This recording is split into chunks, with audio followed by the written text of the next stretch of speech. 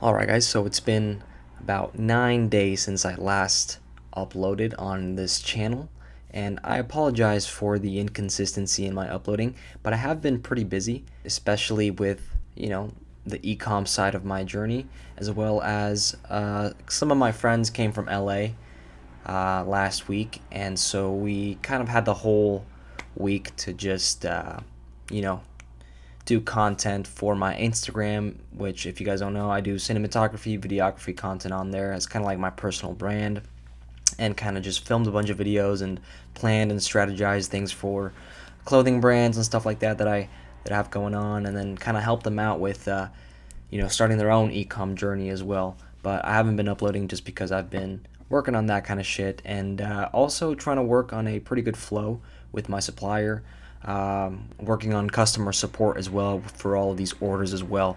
So I have been pretty busy, but I do have a little bit of time today to show you guys an update in my journey, and it's a pretty drastic update here.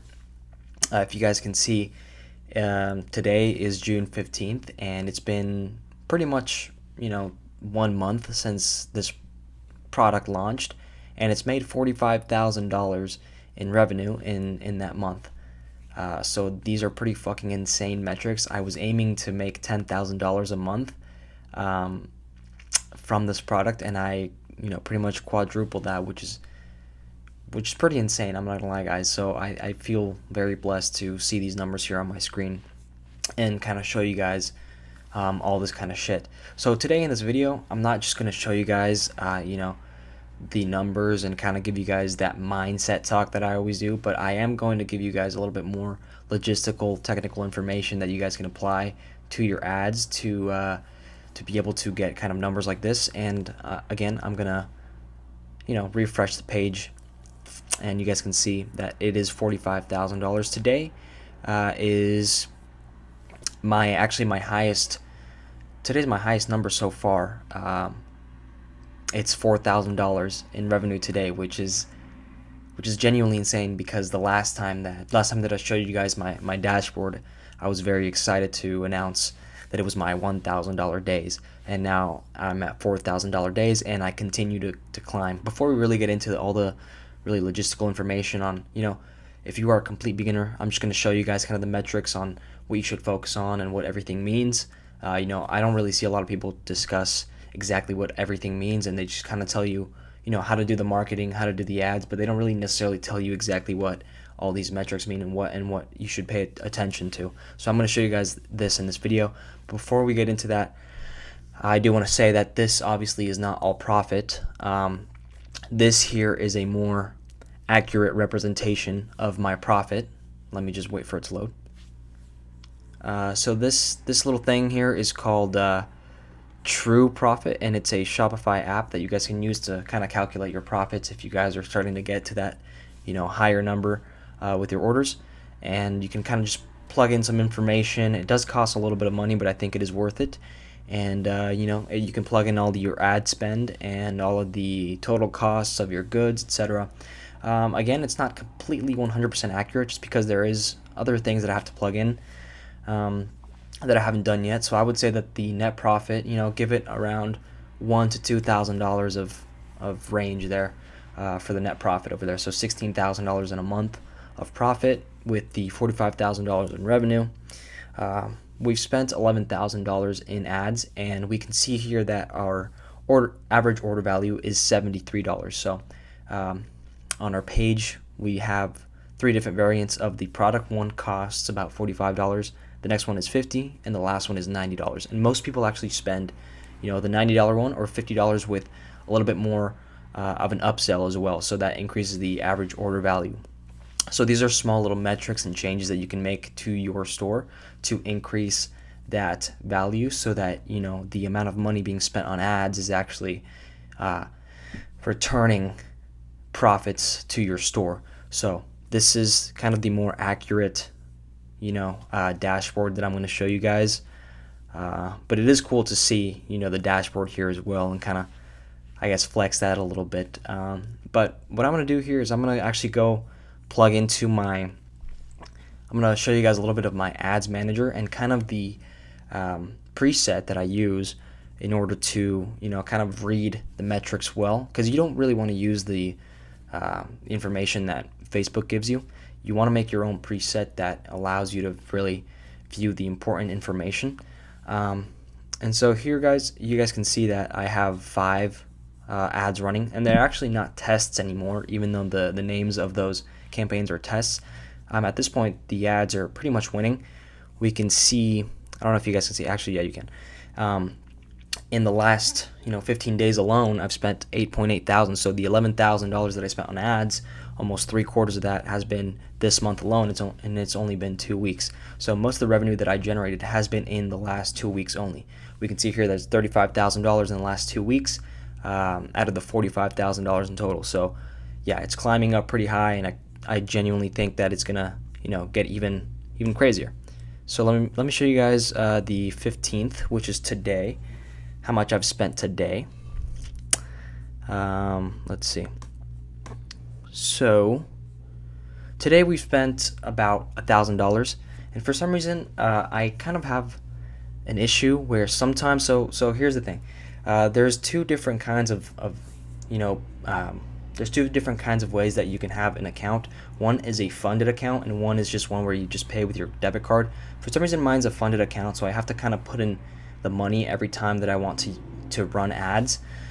And there's also an ad spending limit, right, for the entire account, and it usually goes up over time. The more your budget starts to kind of reach that threshold, and it increases. But for some reason, every now and then, sometimes it'll stay there, and I can't add any more money. So today I actually can't add any more money, I guess, until 24 hours go by or something like that. So I have to figure that out with the Facebook team, so that I can spend more money, because at that point I'm just losing estimated value. If I'm not spending money on the ads, I could be spending $3,000 a day today, which Meta has given me a daily limit of $3,000, but the account spending limit is at that threshold right now. So if anybody knows how to do that, let me know. But anyways, today I spent $1,000, and we got about $3.8 thousand back. Again, it's not completely accurate, because we can see on the Shopify dashboard that it's actually about $200 missing from the from the ad dashboard here that you can see. So on the Shopify it shows 4,000. Here it shows about 3.8 thousand. So I guess the pixel missed a little bit of the purchases here. So I'm going to show you guys exactly kind of all these metrics, so that you guys can apply this to your stuff, and kind of what it is that I'm looking for when I do run ads. So again, today we spent $1,000 in ads, and we got 3.8 thousand back. We can see that 1.5 unique clicks, 1.5 thousand. My CPC on average per click is 43 cents. So guys, this is actually a pretty solid metric, especially considering that most of the tests that I'm doing are in the US. So 43 cents per click is very fucking good. Yeah, 43 cents CPC, which is pretty good. We have a $22 CPM, which is cost per 1,000 views. So $22 on average is how much I'm spending to get the ad to be seen by 1,000 people, right? We got that click-through rate, the percentage of people that that click out of the ad into the website. So it's 3% right there. We have our add to carts. We have our checkouts and our purchases, which is 52 here, but here it's missing like 2 or 3 sales. On Shopify I think it shows like 55.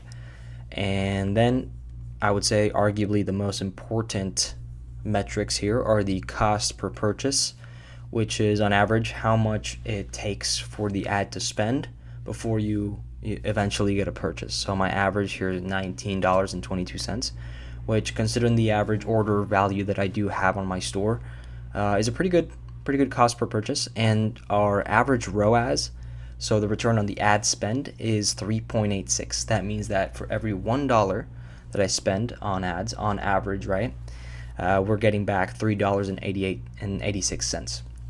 So these are pretty solid metrics, I would say so myself.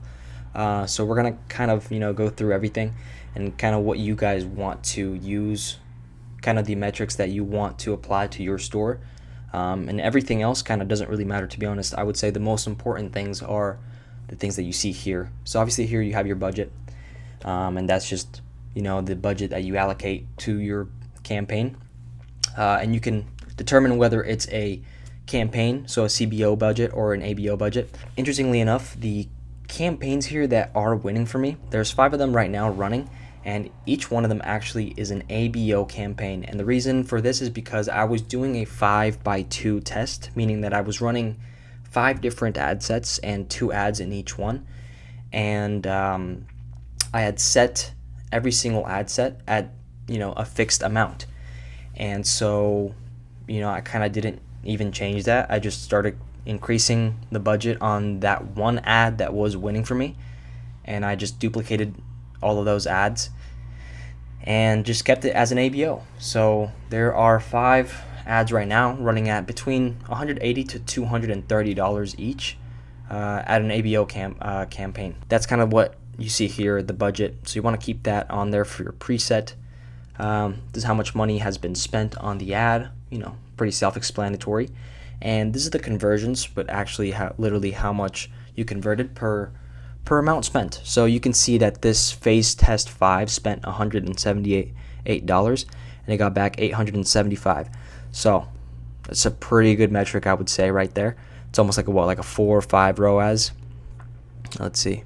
Yeah, 4.9 ROAS, which is insane. And I guess, again, guys, I'm very blessed to say that I am on this side of the screen now showing you guys exactly how I'm doing this, which is fucking ridiculous. So your CPCs.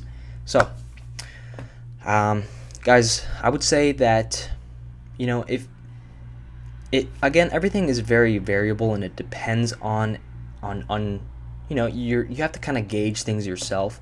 But there are a few things that you kind of have to keep in mind.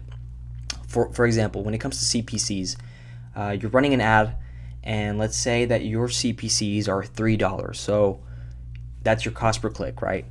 That means that your ad is probably not converting as much, meaning that the amount of money being spent to be, for people to click that ad, to see it, the quality of that click is lower because more money is being spent and less people are clicking on that ad. So on average, and again, it varies for everybody, but you want to kind of have that CPC be as low as possible. Basically, the entire thing, your CPC is just showing you the quality of your click. How many people are viewing your ad as compared to how many people are clicking, your ad onto the website. So ideally, what I would say is you can kind of tell if the ad is converting, if it's working, if it has potential. If your CPC is lower than 1.5, if you can get your first couple of tests to get a CPC below 1.5, meaning that you are spending $1.50 for every single click that you get, that most likely means that there's something good happening with your ad, right? A lot of people are clicking on it, and then don't worry about the add to carts. Don't worry about purchases yet. If your CPCs are pretty good and there's a lot of people clicking, that means the ad is converting. But if you're not getting the purchases, if you're not getting the add to carts, then that's a problem, not necessarily from the ad, but it could be from the website. So you have to kind of see in your funnel where you are fucking up, and you can see where you're fucking up on shit based on understanding these metrics, which is exactly what I'm showing you guys here. So I would say that your CPC is actually very closely related to your CPM. So CPC, again, cost per click. CPM is cost per mil, which means cost per thousand. So most of the time they're going to be very, very hand in hand. If your CPCs are low, then your cost per mil are going to be very low as well. So yeah, your outbound, your click-through rate, it's going to show you guys exactly what the percentage is of your CPC as compared to your views, right? So that's just the average click-through rate. Pretty much is the percentage of the impressions that did click out of the ad onto your website. So the more that percentage goes up, the more potentially you have more purchases and more add to carts and more checkouts and etc. So then you have your add to cart, which is another metric that you want to see. You want to see how many people are adding your product to cart. If you don't see that metric, then I guess you don't really have that information. You want to have add to carts, you want to have your checkouts, and obviously you want to have purchases on your little board here. And again, guys, you can make your own preset by creating a column here, customizing it, and adding your own information. And you guys, I'll give you guys all this information right here, just so you guys can slowly, look it through. Boom. All this is what you should be putting on your column. And again, if you guys need help with setting this column up for y'all, just give me a DM on Instagram. I can help you guys out there. But it shouldn't be too hard. It's really, really easy to set up a custom preset so you guys can see exactly the metrics that you're missing, right? But yeah, you guys should have all this shit right here. And you should be able to see the ROAS. Again, probably the most important metric. And to be honest, guys, everything else is based purely on numbers and averages and hypotheticals, right? You're kind of like, it almost seems like when you're running ads, it's very interesting because you kind of start to see things as just the numbers lens, and you don't understand that you're selling to people and not numbers, right? But when you see these averages and you start noticing that these averages actually start converting the way that they say they are, it's very interesting because you don't take into consideration that, these are people that you're selling to and they're not robots, because it seems like, the more you spend, the more your cost per purchase is going to be this, and that, which on average is going to return you this. So you can kind of expect what's going to happen, which is the crazy thing about Facebook ads. Essentially you are just purchasing information. By purchasing information, you can really gauge and understand how averages work and how customers work, which is fucking crazy. It's ridiculous. But yeah, these are averages, and obviously some days are going to be less than others because there's frequency in how people think and how people act. The graph is going to go like this, but eventually it does even out, which is what this kind of tries to tell you here. So yeah, I would say, arguably the most important metric is the ROAS.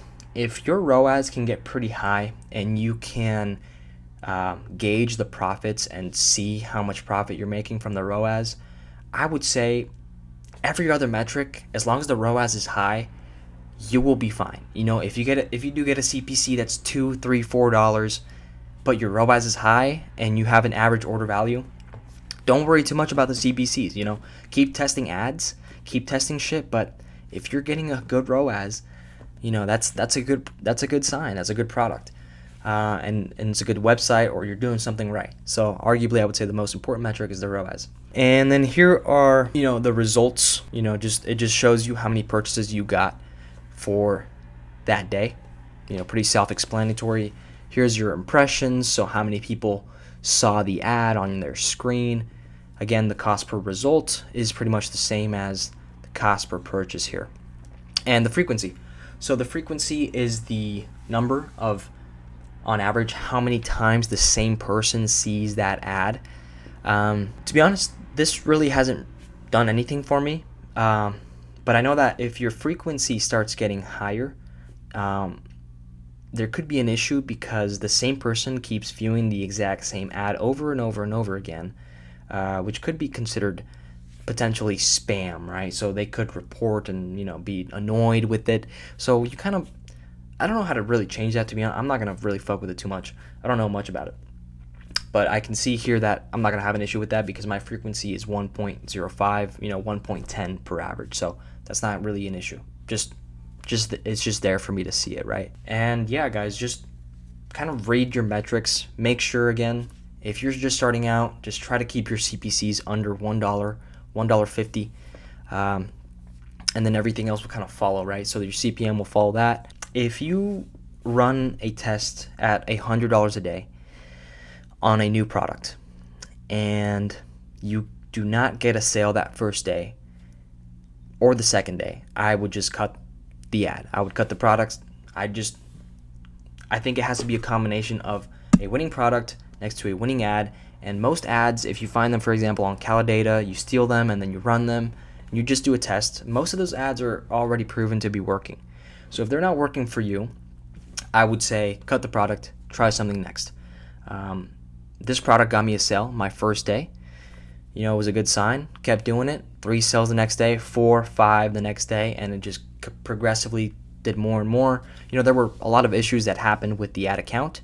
And again, guys, the issues are always going to be there. They're just going to replace the old problems that you have.